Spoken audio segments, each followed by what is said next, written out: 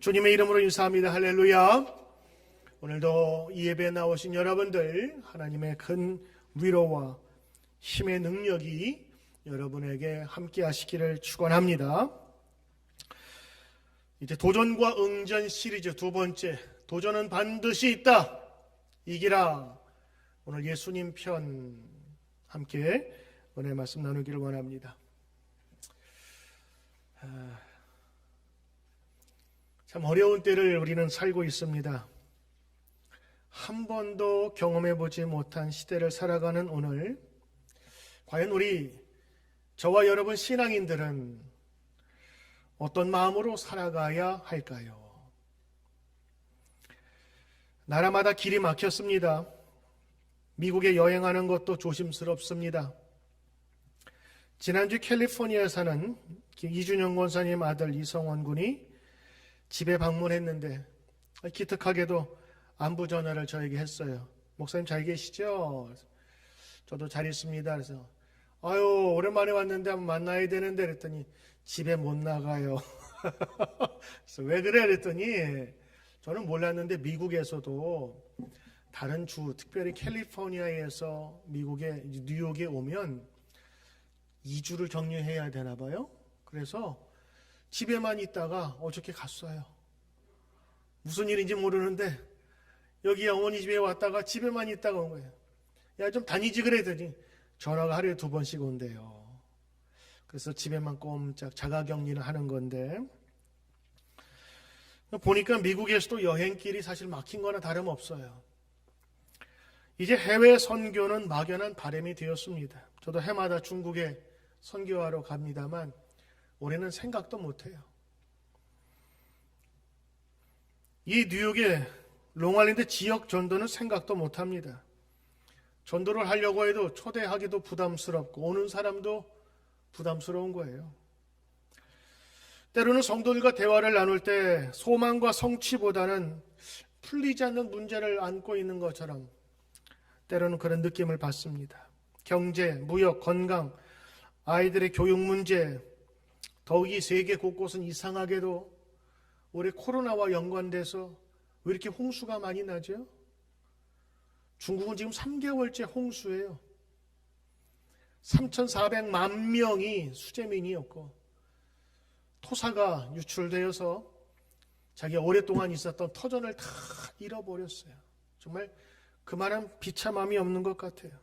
거기에다가 미국에서는 경찰의 흑인 총격 사건으로 인종차별 폭력 시위가 지금 곳곳에서 지금 일어나고 있어요.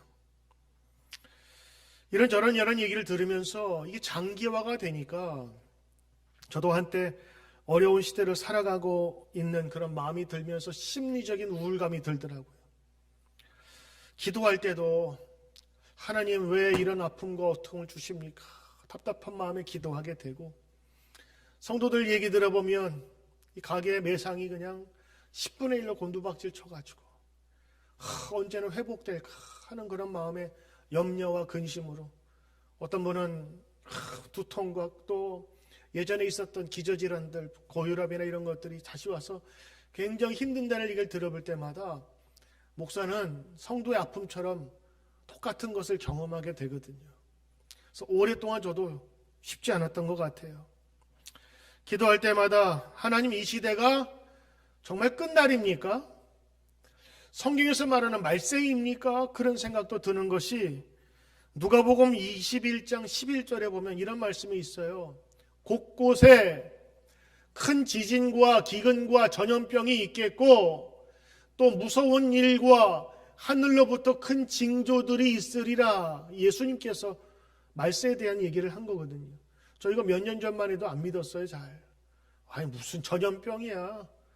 지금 말라리아부터 시작해가지고 인간의 의학이 정복된 것이 전염병인데, 근데 웬걸요? 코로나라는 것이 툭 튀어나왔는데 아무도 지금 못 맞고 있어요. 요즘에 또 변종이 나온다고 해서 백신이 나오는데도 이게 100% 들을지 안 들을지도 모른대요. 얼마 전에 또 심각한 얘기를 들었네요. 옛날에 무슨 666 해가지고 바코드 뭐 새기는 거 막 그래가지고 막 뭐 운동했잖아요. 그런 거 하지 말라고. 근데 요즘에 최근에 이 백신이 의무화됐잖아요. 그래서 이 백신 속에다가 액체 같은 걸 하이드로 뭐래나 그걸 넣으면 그거하고 똑같은 현상이 벌어진다나. 실제로 지금의 어떤 아일랜드인가요? 거기에서는 이거 지금 시험 단계에 있다고 하더라고요. 의무적으로 맞출 때 거기에 넣으면은 이 5G 세대에 지금 모든 것들이 다 스캔되는 거예요. 그런 얘기를 들으니까 야, 이게 진짜 이런 일이 일어날 수 있는 것인가 그런 생각도 들게 됩니다. 전염병이 돌고 기근이 든다 그랬는데 무슨 기근입니까? 이렇게 먹는 것이 남는 세대에. 네, 여러분 지금 중국이 여러분 홍수 났잖아요. 아프리카도 마찬가지고. 그러면요 거기에 모든 곡식들 먹을 수가 없어. 이제 중국이 블랙홀처럼 식량들을 빨아들일 겁니다. 이제 얼마 있으면 식량난이 아니라 식량값도 오르게 되면서 그거 구입하지 못하는 국민들은 기근 아닌 기간도 걸 거예요. 곳곳에서 지진이 꼭 예수님의 말씀이 맞는 것처럼 느껴져요. 두려운 마음, 염려의 마음으로 한 오랫동안 기도했던 것 같아요. 하나님 언제나 풀어주십니까? 그런데 기도할 때 하나님께서 이 반짝거리는 깨달음을 하나 주셨어요. 이게 뭐냐? 이 시대에 벌어지고 있는 일을 해석할 수 있는 눈을 하나님께서 이렇게 반짝 열어주신 거예요. 왜 풀리지 않았던 답답함이 이렇게 확 터진 거 있죠. 막 막혀있던 그 문이 확 풀려가지고 공기가 샥 빠져나가는 느낌을 들었어요. 바로 그것은 도전과 응전이라는 그 눈을 가지고 세상을 보게 하신 거예요. 지난주에 말씀드렸듯이 세계의 역사는 혹독한 자연 환경 속에 그 도전 속에 맞서는 인간의 방어와 응전이 문명사회를 키웠다고 하는 거예요. 너무도 평온했던 모든 문명들은요 다 스스로 소멸해버렸어요. 몇 대를 가지 못해. 그러나 그 어려움 속에서 자라난 세대와 그 속에서 문명이 펼쳐졌다는 거예요. 그런 의미에서 우리는 새로운 시대의 도전 앞에 서 있는 것입니다. 악한 마귀는 이 코로나라고 하는 무서운 전염병을 앞세워서 모든 것을 공격해버렸어요. 특별히 믿음도 공격해버렸습니다. 교회의 예배도 정지시켜버렸어요. 여러분, 교회의 예배와 믿음은 그 어떤 총칼로도 막지 못했습니다. 그런데 코로나만 딱 들이대면 그때부터는 아무도 해결 못해요. 공공의 적이 돼버렸어요. 지금 한국교회가 그렇잖아요. 몇몇 교회에서 확진자가 나왔단 말이에요. 지금 막 교회가 세상에 막 탄압받듯이 막 지적의 대상이 돼버렸어요. 너무도 무력하게 당할 수밖에 없는 이 현실 속에서 답답해 있을 때 주님께서는 그 열쇠를 저에게 주신 것 같아요. 믿음도 혹독한 도전 속에서 자라왔다라고 하는 그 깨달음이었어요. 우리가 지금 경험하고 있는 그 어려움은 실제로 우리 믿음의 선조들이 늘 일상적으로 해왔던 것이다라는 거예요. 우리는 너무도 편안하고 너무도 많은 자유 속에서 신앙생활을 하다 보니까 그 가치와 소중함을 알지 못했어요. 오히려 역경과 고난과 믿음에 대한 도전은 우리의 믿음을 더욱더 순전하게 만들고 정죄하게 만들고 그것 때문에 믿음은 자라왔고 그것 때문에 뿌리를 내리게 되었다고 하는 거예요. 이번에 바람 좀 불어가지고 이쪽 저쪽 나무들이 막 넘어졌는데 놀랬어요. 뿌리가 그렇게 없는 줄. 보셨어요? 그게 나무가 몇 톤씩 되는 나무예요. 그게 쓰러지면 집이 망가질 정도로 어마어마한 무게를 가지고 있는데 세상에 연필 하나 이렇게 세워놓는 것처럼 그 무거운 나무가 뿌리 없이 그냥 살짝 거기에 얹혀져 있는 거예요. 바람 부니까 그냥 휙 나가는데 뿌리가요 전체 요만큼. 야, 한국의 소나무는 그 몇 메탈 키우기 위해서 그보다 더 많은 깊이를 뚫는다고 하는데 미국의 나무들은 힘이 없어. 알고 보니까 왜 그러냐? 뿌리가 내려갈 필요가 없는 거예요. 너무 양분이 좋으니까 적절한 뿌리만 잔뿌리만 내도 나무가 올라갈 수 있는 거였어요. 그렇게 얘기를 하시더라고요. 여러분, 때로는 고난과 역경이 우리의 믿음과 우리의 인생을 순수하고 정직하게 만든다. 여러분 어떻습니까? 동의가 되십니까? 힘들고 어려운 시대를 지나지만 이 시대를 통해서 우리가 가져야 될 마음가짐이 있습니다. 특별히 오늘 말씀을 듣는 여러분, 소중한 시간에 예배 드리는데 오늘 이 예배 시간에 제가 여러 가지 하나님의 말씀을 여러분에게 나누면서 부탁드리고 싶은 마음이 있어요. 바로 그것은 이 무기력하게 쓰러지는 이 세상 속에서 우리는 결코 낙심하지 말아야 된다고 하는 것입니다. 두려움 속에 있어서도 안 됩니다. 오늘 여러분 성경 이야기를 들어보시면 왜 우리가 이 두려움 속에 있지 않아야 하는지를 알게 되실 겁니다. 예배는, 하나님의 말씀은 그래서 소중한 것입니다. 악한 마귀는 코로나를 들고 세상에 나타났습니다. 그리고 세상과 교회와 성도들을 함께 공격합니다. 그런데 이 공격은 지금에만 있었던 것이 아닙니다. 악한 마귀는 예수님도 공격하고 시험에 들게 했어요. 그 전능하신 하나님의 아들도 공격했다고요. 그런데 우리야, 이 시대야, 마귀 사탄이 공격하는 거야 당연할지 모르지요.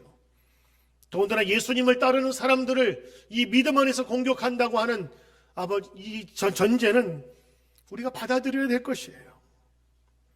여러분 놀라지 마십시오. 예수님도 공격받으셨습니다. 하나도 안 놀라죠. 예수님도 공격받으셨다니까요. 전능하신 하나님의 아들도 공격받으셨다니까요. 한 깜도 안 되는 그 마귀의 장난처럼 보이는 그 유혹과 시험이 예수님에게도 있었다니까요. 우리들은 이렇게 얘기하죠. 왜 우리만 당하는 고난이냐고, 왜 나만 당하는 고난이냐고. 그러나 여러분 기억하셔야 됩니다. 예수님도 끊임없는 공격 가운데 사셨어요. 예수님의 그 끊임없는 도전과 공격에 응전, 리스판스한 그 결과가 뭔지 아십니까? 바로 부활이라고 하는 거예요.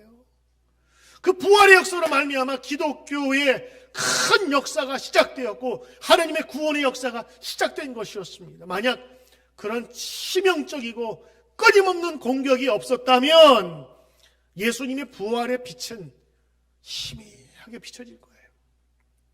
그렇다면 예수님은 과연 어떤 공격을 받으셨을까? 하나님, 전능하신 하나님의 아들이 과연 공격받으실 수 있을까? 그렇다면 어떻게 그분은 이기셨을까? 여러분, 우리 성도들이 가져야 될, 그리고 배워야 될 예수님의 자세입니다. 첫째, 예수님은요, 태어날 때부터 생명의 위협에 공격을 받았어요. 여러분 아시잖아요. 태어날 때부터 도망자가 돼서 쫓김을 당했다고요. 예수님이 태어날 때 왕은 헤롯 왕입니다. 근데 그 왕이 아주 잔인한 사람이에요. 자기 왕권에 도전한다는 생각에 자기 두 아들 죽여버립니다. 자기 마누라도 죽여버리고 자기 장모도 죽여요. 이렇게 잔인한 놈이 어디 있어요? 자기 권력에 대해서 반응하면 무조건 죽여버리는 거예요. 가족도 친척도 없어요. 근데 어느 날 이 변방에서 이상한 소문이 돌기 시작해요. 예수라는 메시아가 나타난다. 그래? 근데 어느 날 그게 현실이 돼버린 거예요. 저 동방에서 마술사가 나와서 별을 쫓아왔는데 헤롯 왕 앞에서 얘기하는 거예요. 베들레헴에서 한 아기 왕이 나신답니다. 이 이야기를 듣자마자 헤롯이 국가 비상대책회의를 소집합니다. CIA, FBI, 국토연구부 다 불러가지고 이제 대책회의를 하는 거예요. 야, 새로운 왕이 나타났는데 뒤져. 찾아봐. 근데 못 찾았잖아요. 찾을 수가 없습니다. 그랬더니 헤롯이 내린 그 정책이 뭔지 아십니까? 2살 이하의 어린아이를 찾아서 다 남자아이는 죽여버리라. 여러분, 그때 예수님 태어나실 때 사회적으로 정치적으로 대숙청이 이루어졌어요. 이건 학살이죠. 잡아다가 어린아이들 2살도 안 되는 애를 다 잡아다가 남자아이를 다 죽여버렸다니까요. 그때 예수님께서 태어나신 거예요. 그리고 그 위험한 지경에 있어서 도망 다녔다고요. 자다가도 천사가 일어나라 요셉아 그러면 벌떡 일어나서 요셉이 아기 챙겨가지고 도망했잖아요. 그래서 여러분 어디에서 태어나셨어요? 예수님이 말구유, 말이 사는 그 축간 있지요. 냄새나요. 여러분이 동네에 말 타는 데 있는데 얘가 가다가 이만한 거 펑펑 쏟아 놓으면요, 세상에 냄새가 좋아요. 근데 거기에서 예수님 태어나셨다니까 그것도 구유. 구유가 뭐냐? 말 밥통이에요. 거기다 누였다고. 왜? 예수님 친환경주의자라서? 예수님 전원주택을 그리워서 거기에 놨을까? 아니에요. 여관조차 없어서. 그래서 산파 없이 산부인과에 가지도 못하고 거기서 혼자 아이를 낳았어요. 그게 예수님의 구유에서 난 사건입니다. 우리들은 예수님의 구유 사건을 아름답게 이렇게 꾸미지만 춥고 냄새나고 더럽고 더군다나 언제 쫓아올지 모르는 그 군인들의 위협 속에서 태어난 것이 예수님이셨어요. 요셉과 마리아의 기지와 재빠림이 없었다면 예수님은 벌써 죽었을지 모릅니다. 극심한 공포정치 가운데에 예수님은 태어날 때부터 죽음의 위기 속에서 태어났다니까요. 그럼 두 번째, 예수님을 공격한 것은 그것만이 아니었습니다. 다 자라서 30세가 되어서 이제 하나님의 일을 하려고 할 때에 예수님을 아주 못마땅하게 여긴 사람들이 있었습니다. 아니, 집단이 있었습니다. 그 당시에 거대 정치 종교 그룹입니다. 폭력배도 무섭지요. 근데 더 무서운 거는 조직 폭력배입니다. 왜냐하면 얘들은 조직적으로 움직이거든요. 폭력배 하나는 그냥 맞고 쓰러지면 끝이 나요. 근데 조직 폭력배는 쓰러져도 끝이 없이 와요. 왜? 조직적으로 덤벼드니까. 한 번으로 끝나지 않습니다. 이러한 공격을 예수님이 받으신 거예요. 당시에 사두개파, 바리새파, 대제사장 그룹, 그 당시에 모든 종교를 점령했던 거대 권력기관이었습니다.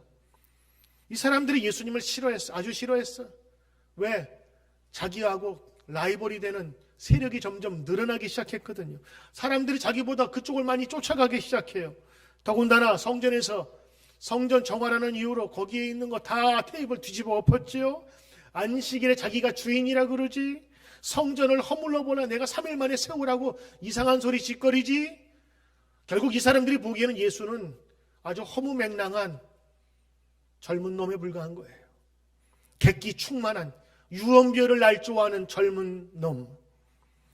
그래서 수많은 비밀 염탐자들을 보냅니다. 사설탐정 같은 비밀 경찰들을 보내서 일거수일투족을 다 감시하게 해요.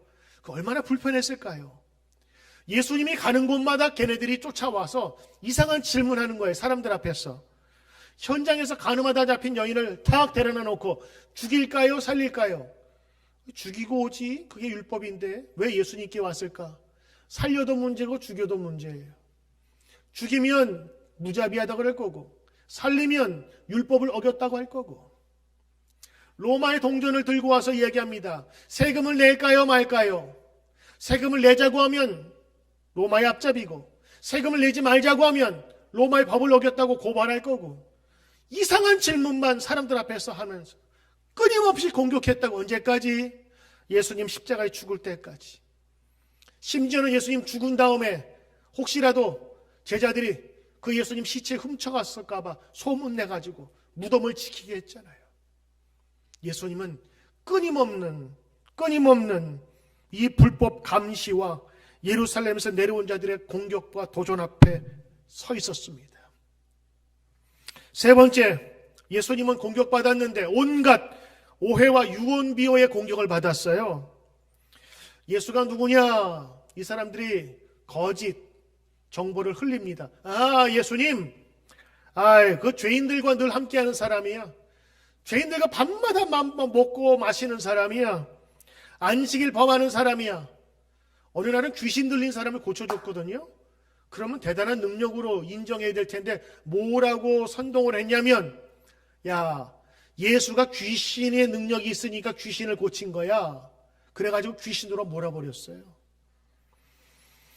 예수님의 각각 이 예수님은 오해와 악성 루머에 시달렸습니다.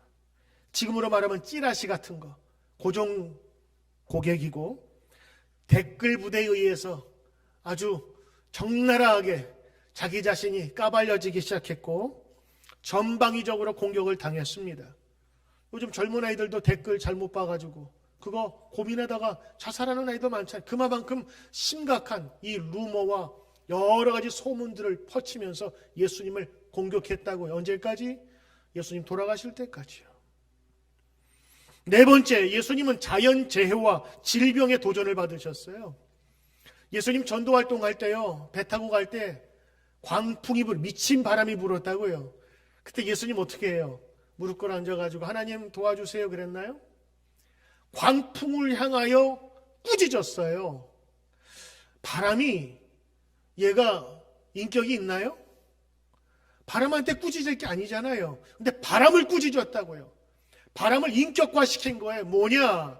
바람은 무생물이지만 그 바람을 움직이게 하는 귀신의 능력을 보신 거예요. 그 광풍이 불 때 거라사 지방에 가기 전이었거든요. 귀신이 못 오게 광풍을 귀신도 이런 능력은 됩니다. 그걸 알고 예수님께서 꾸짖으신 거예요. 바람아, 바람아. 자연의 바람도 예수님께 도전했습니다. 다섯 번째, 예수님이 당하신 그 고통과 그 공격 가운데 가장 치명적인 게 있었습니다. 바로 그것이 십자가의 죽음의 도전이었습니다. 그냥 십자가 지는 것만이 아니라 십자가는 죽음을 상징하고 있거든요. 십자가를 통해서 예수님은 죽음을 맞이해야 했습니다. 그런데 이 십자가를 비켜달라고 예수님 기도한 거 보니까 예수님도 상당히 두려웠던 것 같아요. 여지까지 있는 공격과는 다른 것이었습니다. 그런데 예수님 그렇게 말씀하시죠. 아버지의 뜻대로 하옵소서 하면서 하나님께 순종하며 나가기로 결심하는 겁니다. 십자가의 죽음의 도전은 쉽지 않았습니다. 여섯 번째, 심지어는 마귀의 공격도 받았습니다. 아니, 전능하신 하나님이 한 깜도 안 되는 귀신의 능력 앞에서 공격을 받았다고요? 마치 사자가 다른 짐승의 공격을 받는다고요? 한 주먹거리도 되지 않는 이 마귀, 그러나 예수님이 가장 연약하고 약할 때 공격했습니다.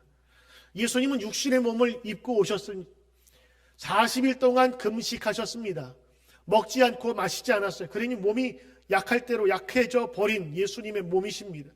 그 안에 신성은 있지만 인성이 이 땅에 사는 동안 예수님을 움직이게 만든 원동력이었어요. 정신도 약해지고 육신도 약해질 바로 그때의 틈을 보아서 마귀가 예수님을 공격합니다. 권투로 따지면 좌우 펀치에 어퍼컷에 스트레이트, 정신없이 그냥 한순간에 돌려.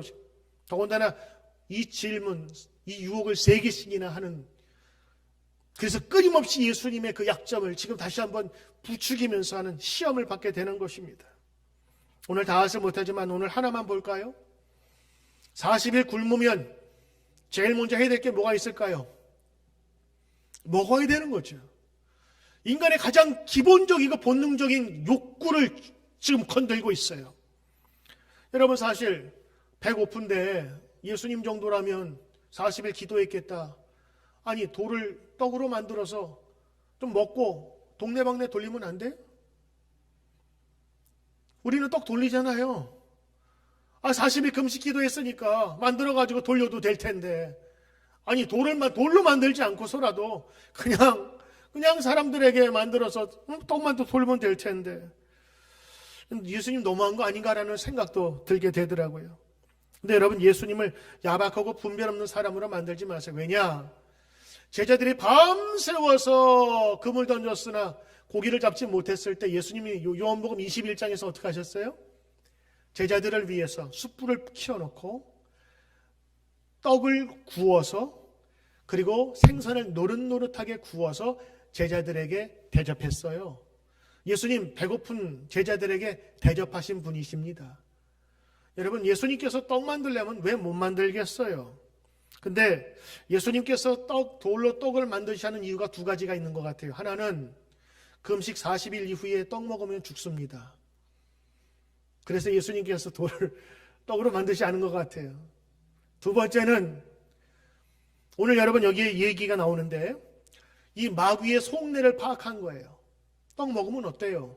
그런데 예수님 말씀 보십시오. 사람이 떡으로만 살 것이 아니요. 4절, 사람이 떡으로만 살 것이 아니요 하나님의 입으로부터 나오는 모든 말씀으로 살 것이라. 여러분 보시면 예수님이 떡을 부정했어요? 아니었어요? 예수님 떡도 먹어야 된다고 하는 거예요. 떡으로만 사는 게 아니에요. 떡도 살 것이다. 그러나 그것만 가지고는 살 수 없어. 하나님의 백성은 하나님의 말씀으로 살아야 되는 거야. 그럼 여러분, 성과 속을 구별하듯 떡과 다른 것들을 구별하는 것이 아니라 인정하셨어요. 떡도. 그러나 떡으로만 살 수 없는 하나님의 영역이 있다는 것을 마귀를 통해서 선포한 거죠. 마귀는요, 떡만 관심 가지라라고 하는 그 의미로 접근한 건데 예수님 아신 거예요. 예수님은 이렇게 치밀하고 교묘한 마귀의 유혹을 받으셨어요. 가장 약할 때, 힘들 때. 여러분, 예수님의 인생 자체가 편안하고 그냥 말씀만 하시면 제자들 다 수종들던 그런 인생이 아니었습니다. 정말 치열하고 공격당하시면서, 그러면서 때로는 어려운 자들 병자를 고치시고 전도 여행 다니시고 예루살렘 성전에 올라가서 제사 드리시고, 그리고 하나님의 말씀에 다시 한번 붙들기 위해서 새벽 기도하셨던, 정말 열심히 사셨던 분이셨습니다. 그런데 그분이 헤롯의 공격, 대제사장 바리새인들의 공격, 수많은 마귀의 공격을 받으셨다는 것을 우리가 경험하면서 우리의 대장 되시는 예수님도 공격받으셨구나. 우리 그 예수님도 아픔을 당하셨구나. 나는 예수님이 하나님의 아들로서 그냥 편안한 줄 알았는데 그게 아니셨구나 라는 것들을 우리가 깨닫게 되지요. 이쯤 되고 나니 예수님 달라 보이지 않습니까? 때로는 예수님 힘들어서 털퍽 주저앉고 싶은 그런 모습도 우리 생각해 볼 수 있어요. 더군다나 제자들의 그 배신, 자기를 배반하고 도망갔던 그 제자들을 생각할 때마다 가슴 움켜잡으면서 마음 상해하던 그 예수님의 모습을 여러분 생각할 수 있을 것입니다. 이쯤 생각해 보니 여러분, 어쩌면 우리 코로나의 공격과 새로운 도전을 받고 있지만 사실 낯설고 힘들 것뿐이지 어떤 면에서는 견딜만 하지 않습니까? 예수님이 당했던 도전과 공격에 비하면 어떤 때는 이길만 하지 않아요? 예수님은 사면 초가였습니다. 앞에는 물이요, 뒤에는 산. 갈 수가 없어요. 예수님이 시련과 어려움을 이겨내고 마지막 부활의 열매로 그 도전하는 응전으로 보여준 것이 바로 예수님의 부활 사건이에요. 예수님에 대한 도전이 없었다면, 공격이 없었다면 예수님의 부활도 아마 희미한 빛으로 남을 것이었습니다. 공격이 세면 셀수록 그에 대한 응전으로 부활의 빛은 더 빛났던 것입니다. 지난주에 어느 권사님과 이런저런 이야기를 하면서 왜 이 코로나 시대에 교회가 성도들이 이렇게 약한가에 대해서 이야기를 나누었어요. 근데 그 권사님 이야기가 어디서 들었는지 이런 말씀을 하시더라고요. 초대교회는, 예수님이 있었던 그 제자들 초대교회는 삶으로 살았다. 중세교회는 제도, 시스템으로 살았다. 현대교회는 성도들이 기업으로, 기업화가 돼가지고 엔터프라이즈화가 됐다. 그래서 힘이 없어. 광풍이 불고 고난이 왔을 때 힘없이 쓰러질 수밖에 없다. 그래서 이 코로나 기간은 때로는 우리가 하나님께 원래의 그 뿌리인 초대교회의 믿음으로 돌아가는 하나님의 채찍과도 같은 것이다.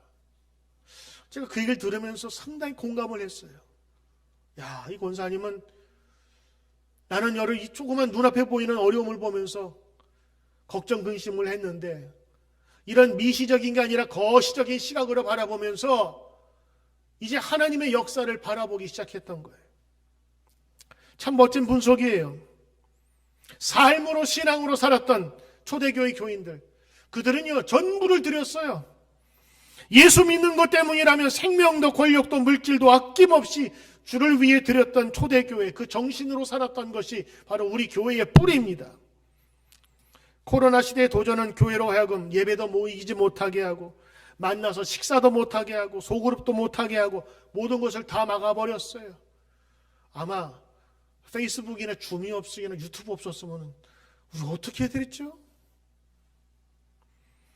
그러나 분명한 것은 이 불편함과 어색함 속에서 진실한 하나님의 종들은 나타날 겁니다. 여러분, 어둠이 어두워질수록 작은 빛은 더욱더 밝기 마련이에요. 하나님의 말씀에 분명한 참된 가치 아래 살고자 결심하는 자들이 분명히 나올 겁니다. 그동안 교회는 열매는 없고 가지만 풍성했어요. 그러다 보니까 교회가 세상을 걱정해야 되는데 요즘은 세상이 교회를 걱정하고, 목사가 세상을 위해서 기도해야 되는데 세상이 교회를 위해서, 목사를 위해서 기도하는 때가 되었단 말이에요. 기가 막힌 때죠. 오히려 이런 어려운 때에 진짜와 가짜가 구별되는 것입니다. 진짜 참된 구인은요 전쟁터에서 빛을 발한대요. 참된 성도는요 환난과 어려움 속에서 이제 나누어지는 거예요. 그동안은 몰랐어요. 다 양같이 보였어요. 그러나 위기와 어려움이 오면 그때야말로 누가 진짜 성도인지 아니면 가짜 성도인지를 구별할 수 있게 된대요. 인생 속에서 어려움이 왔을 때 진짜 친구가 누구인지를 구별할 수 있는 것처럼 저 깊은 땅 속에서 응축되고 수없이 많은 고압의 프레스를 견뎌야 다이아몬드가 되듯 성도의 가치는 이 고난 속에서 자라난다고 하는 것입니다. 그래서 예수님도요 하나님 아들로서 구름 타고 덩실덩실거리면서 자기 부하 데리고 이 세상에 오신 것이 아니라 고난 가운데 세상에 오신 거예요. 고난으로 하여금 하나님께서 이루어주신 일을 이루시기 위해서 오신 거예요. 그리고 고난 가운데 십자가 지셨어요. 그러나 그것으로 끝나지 않았습니다. 그것으로 끝난 것이 아니라 그 고난 가운데 있을 때에 하나님께서 그를 부활로 영광을 돌리게 하셨어요. 부활은 죽음을 이기게 하신 능력입니다. 우리 성도들도 마찬가지입니다. 기독교 역사에서 훌륭한 일을 해나온 위대한 성인들을 보면 하나같이 깊은 어려움과 고난 가운데 처해 있었던 사람들이었습니다. 그리고 바로 그럴 때에 예수님 만나서 변화된 사람들이었어요. 여러분, 베드로 여러분 어떻습니까? 베드로는요 자기 스스로 자기의 육신과 자기의 생각을 믿었어요. 걱정 마시라고. 그러나 예수님 3번 부인한 다음에 자기의 자존심과 자만심이 쭉 떨어지고 예수님 보기도 면목이 없었던 그 상태에서 예수님 만나죠. 최악의 상태에서 예수님 만났어요. 그가 나중에는요 다른 사람 다 도망가는데 로마로 들어가서 예수님은 십자가에 죽었으니 나는 똑바로 죽을 수 없다고 해서 거꾸로 매달려 죽은 사람이 베드로예요. 베드로는요 뻥치기 좋아하는 거짓말쟁이 같은 대표적인 사람들이에요. 속은 무서워하면서 겉으로 콩콩 짖는 개들처럼. 그런데 그 베드로가 예수님 만난 이후에 어떻게 됐어요? 전혀 다른 사도로 변했지요. 도마 아십니까? 예수님의 12제자 중에 의심 많은 도마.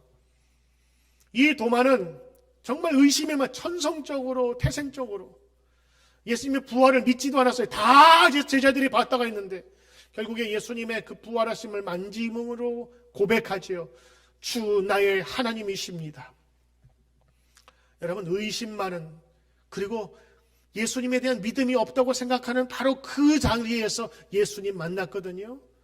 나중에 예수님 만난 이 도마가 다른 11명의 제자들보다 제일 먼 데 가서 순교해요. 인도까지 가서 죽었다 그래요. 예수님을 핍박했던 사도 바울은 어떻습니까? 그는 예수 믿는 사람들을 잡아 죽이기에 최선으로 앞섰던 사람들이 열심을 냈던 사람이에요.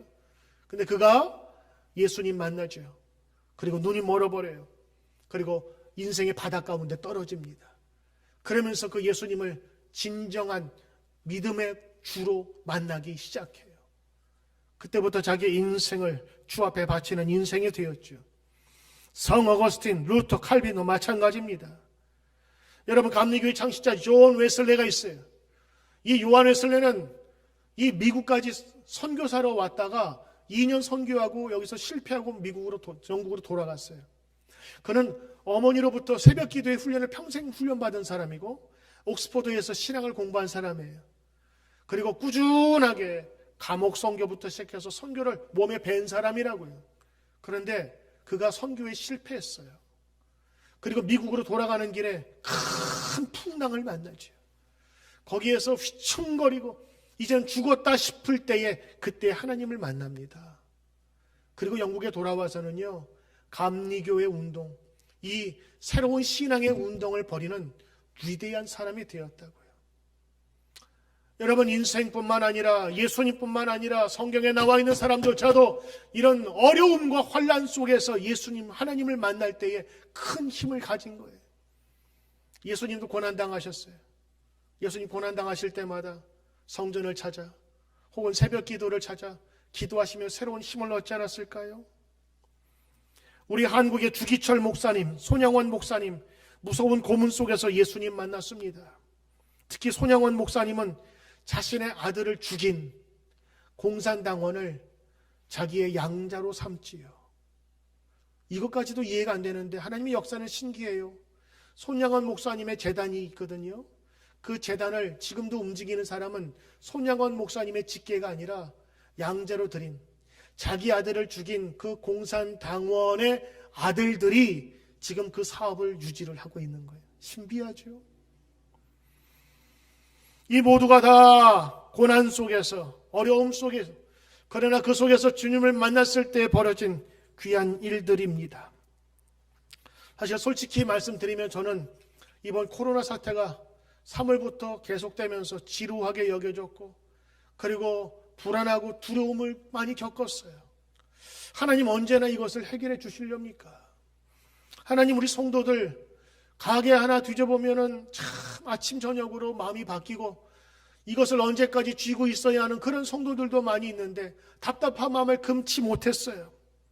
그러나 이러한 코로나와 세상의 공격과 도전 속에서 하나님의 역사가 분명히 이루어질 거라는 확신이 들기 시작했어요. 왜냐하면 예수님 눈앞에 있는 자기가 경험한 환경과 그런 조건들을 바라보면 이건 아무것도 이룰 수가 없어요. 마지막 부활의 영광이 있지만 지금 너무 힘든 거예요. 그런데 오늘 이 성경 말씀을 바라보면서 우리가 믿는 예수님도 수없이 많은 고난을 당하셨구나. 그러나 그 고난 가운데 이기실 수 있었구나. 이 어두운 시절에 하나님의 말씀을 붙잡은 성도의 가치는 여러분 더욱더 빛이 날 겁니다. 여러분, 이 시대야말로 알곡과 가라지를 구별을 할 수 있는 때입니다. 이 시대야말로 진정한 크리스천과 가짜 크리스천을 나눌 수 있는 때입니다. 건물과 명성만을 자랑하는 교회, 아니면 참된 주님을 섬기는 교회를 갈라놓을 것입니다.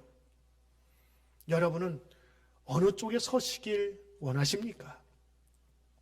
두렵습니까? 예수님도 고난과 박해와 시련과 끊임없는 공격과 도전을 받으셨다는 것을 기억하십시오. 그러나 예수님은 거기서 머물지 않았습니다. 그 도전과 공격에 대한 예수님의 바른 응답과 응전은 바로 부활의 영광이었습니다. 하나님께서 그 부활로 그 모든 것을 세워주신 것입니다. 오늘 예수님이 우리를 향해 이렇게 말씀하실 겁니다. 얘들아, 믿음에 대한 공격은 항상 있단다. 하나님의 나라가 위대하고 소중한 만큼 그것을 깨부수려고 하는 사탄의 공격은 끊임없이 있을 것이다. 그러나 승리할 것이다. 요한복음 16장 33절 말씀입니다. 예수님의 말씀이에요. 이것을 내가 너희에게 이르는 것은 너희로 내 안에서 평안을 누리게 하려 함이라. 세상에서는 너희가 환난을 당하나 담대하라. 내가 세상을 이기었노라. 내가 세상을 이기었으니 나를 따르는 모든 자들도 이길 것이다. 오늘 말씀을 주시는 것입니다. 여러분, 우리 같이 기도합시다.